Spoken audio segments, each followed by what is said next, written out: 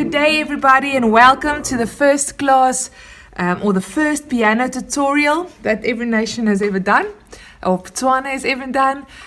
So my name is Melissa. You won't be seeing my face, but I'm sure you do know my face. And Lindri Atkins and me will be sharing on some useful tips that you need to play in a worship team or play piano in the worship team. Now today is a very basic tutorial, really for our beginners, and most of you that have been playing in bands will know many of this, but it's always good to go back and just refresh your mind and remember where things come from. All right, so today we are talking about going from scales, your toonleer in Afrikaans, to building chords and how to use those chords in different keys. Words that you will hear a lot is scales, chords, and keys. Okay, so a scale is basic 8 notes, you know that, all in a line. I'll not be dealing with scales, so if you are not sure how the scale look in different keys in G, D, A or B or so, please go and watch a YouTube tutorial to bring you up to scratch, or you can ask me personally. The second thing is chords. We will deal with that now. And the third thing is the keys. Now, key, when you speak about a key in Afrikaans, is the word sleutel. It refers to a key in which a certain song is played. So, for example, if you are a lady, you might sing a song like Great Are You Lord. If you're an alto lady, you might be singing it in D. But if you are a male vocal, you might be singing the same song in the key of G so that it can suit the ranges that people sing in. All right, so let's just quickly get back to what we're doing today. We are going from scales to chords. Now, I've written a C major scale, C, D, E, F, G, A, B, C already. And I'm going to go ahead and give each of these notes in the scale a number. I would like you to also take a paper and a pen and write with me, or this can also be one, write with me as I'm writing. I really find that we learn better when we write. Please make your own notes, and then also please feel free to pause the video because I have to go very quickly. Okay, now the first thing we are going to do, or today we are going to refer to two principles, or two little boxes that we use or that we open up when we are using our scales. Okay, now we mustn't confuse the two boxes, because what goes in the one box stays in the one box, and what goes into the other box stays in the one box. And sometimes people get confused because we try to merge these boxes. Okay, so there should be no merging of the boxes. Social distancing is a very good thing. What do we call it? Scale distancing. Okay, but let me say the first box that we are going to open, first principle, is how to use our scale to build or construct a chord. That's the first thing. So now I want you to be in the mindset of building a chord. Now, we get different chords. If you have played with a chord sheet, you will know. We get a major chord and we get a minor chord. Now, there are basic formulas that is used. This never changes. Formula, sorry. And this is what it is. This is the rule. It doesn't change. It is what it is. Now, to get a major chord, we will always play the first note in the scale, the third note in the scale, and also the fifth note in the scale.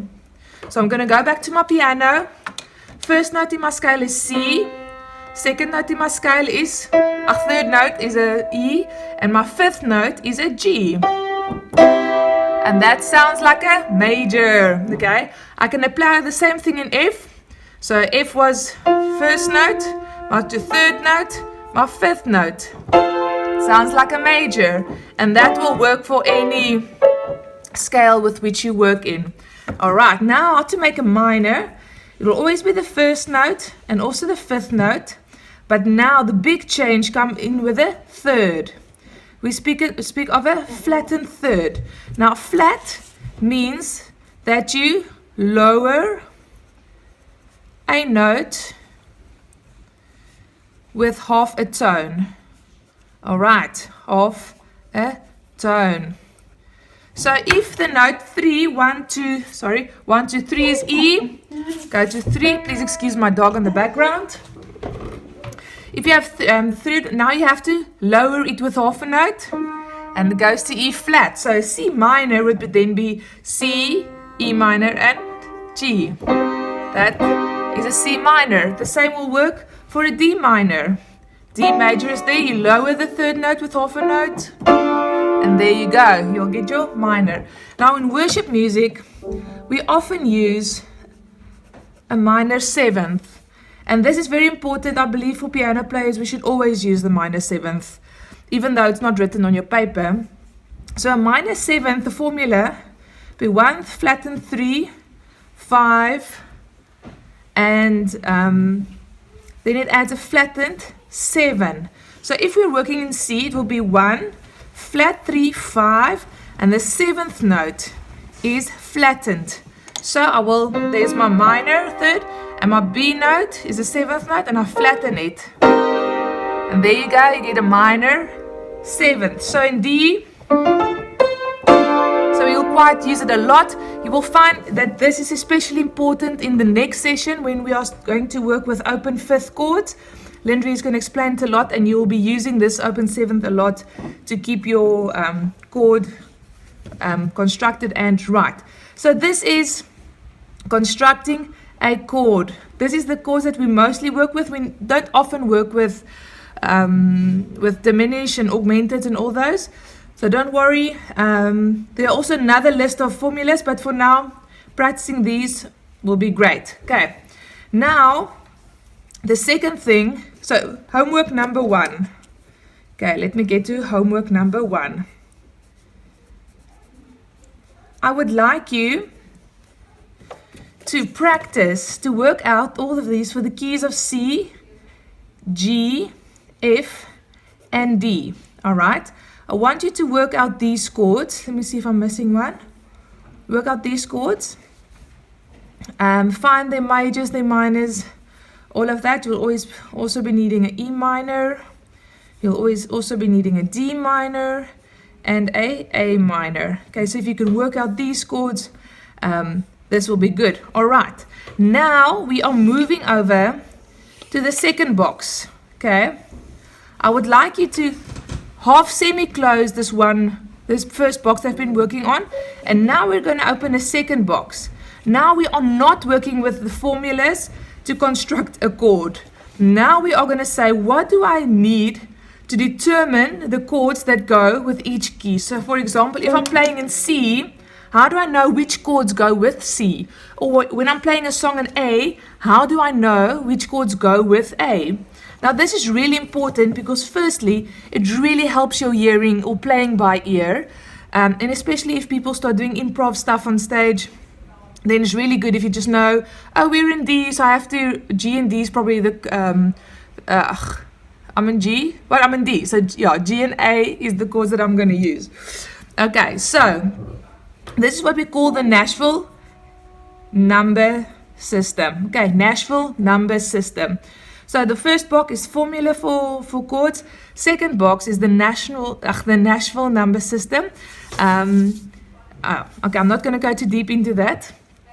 Now, what the Nashville number system does, it turns every note in your scale into a key. It presumes every note to be a chord. Presumes every note to be a chord. Now, instead of just playing C in your scale, you will now make it a chord.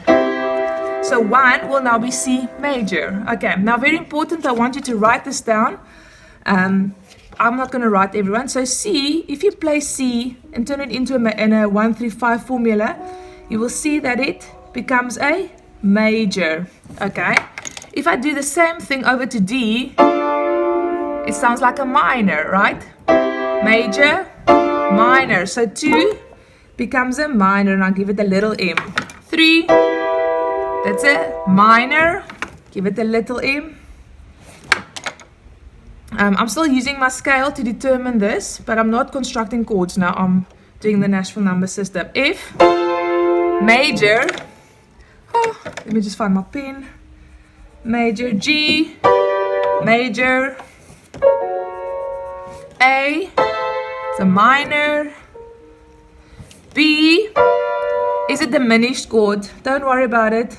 It just means it has 2 flats in. The 3 and the 5 is lowered. So it means flattened. Don't worry too much about that.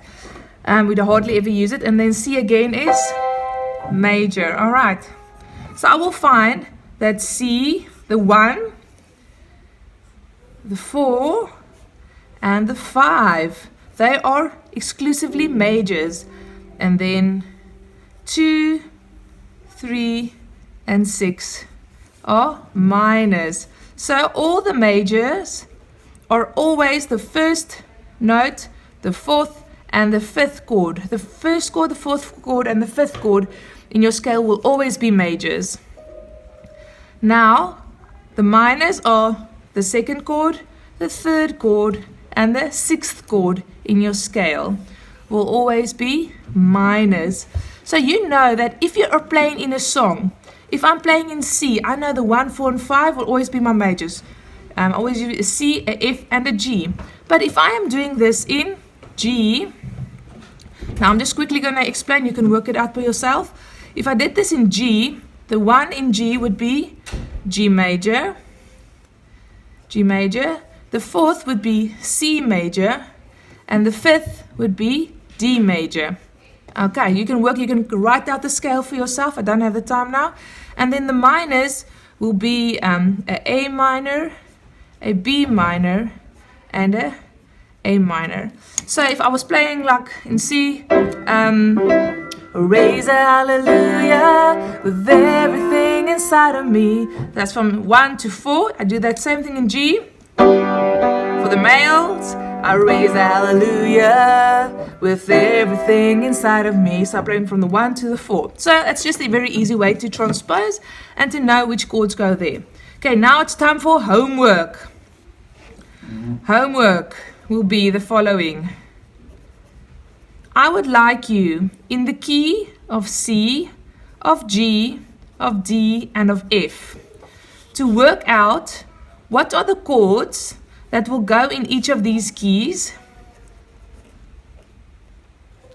What are the chords? What are the 1, 4, 5, the 2, 3, and 6 that go with them? And then secondly, how I would like you to put them in each of these keys to play this progression. Play the 1, play the 4, play the 6, play the 5. Let me see. Yes, I've got it right. Okay, so let's quickly do this chord progression in the key of C. I will start with my C. 1, 2, 3, 4. Going on to 4. That's F. 1, 2, 3, 4. 6 is A minor. 1, 2, 3, 4, and G. 2, 3. Can even vamp it. 1, 2, 3, 4. 1, 2, 3, 4. 1, 2, 3, 4. 1, 2, 3, 4. And you can do the same thing in G. Goes there, or you can play octave lower, it's fine. But for now, I just want your fingers to get used to what goes where. Alright, that's the 1, 4, 6, and 5 in G. Alright, and this is the first quick lesson. I hope this has meant a lot to you. If you would like, no, I'm not going to add that homework right now. You're welcome to contact me, and then I can, I can also help you along. Thanks for listening in, and keep well. Goodbye.